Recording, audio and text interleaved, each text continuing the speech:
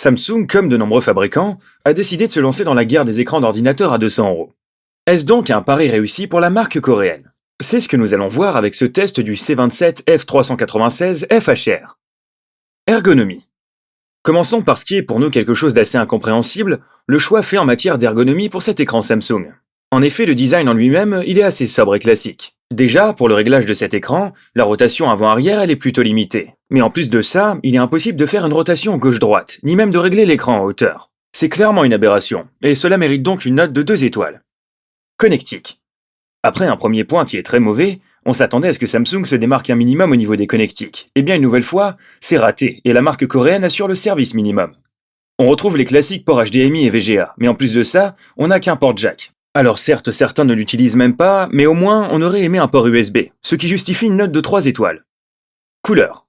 Pour ce qui est du rendu des couleurs, on va tourner sur un delta E autour des 5, ce qui est clairement assez moyen. Mais il est possible de le faire descendre un peu en choisissant le réglage standard des couleurs. Pour ce qui est du contraste là, c'est plutôt un bon point, avec un résultat qui est tout de même satisfaisant. En somme, c'est sûrement l'un des premiers points positifs de cet écran, et cela mérite la note de 4 étoiles. Réactivité. Au niveau de la réactivité de cet écran Samsung, on est sur quelque chose d'assez moyen. En effet, le bon point c'est que le FreeSync est géré, mais la plage en elle-même, elle est assez moyenne, allant de 48 à 72 Hz. Pour ce qui est de la réactivité, elle n'est pas excellente, mais sur un écran à ce prix-là, on pouvait tout de même s'y attendre. On a aussi pu remarquer un petit retard à l'affichage qui peut être gênant. Notre note sera donc de 3 étoiles. Note finale. En résumé, si l'on regarde les performances ainsi que l'affichage des couleurs, cet écran Samsung, il n'est pas si mauvais que ça en soi. En effet, il n'est pas exceptionnel, mais ça reste dans la moyenne des écrans de cette gamme.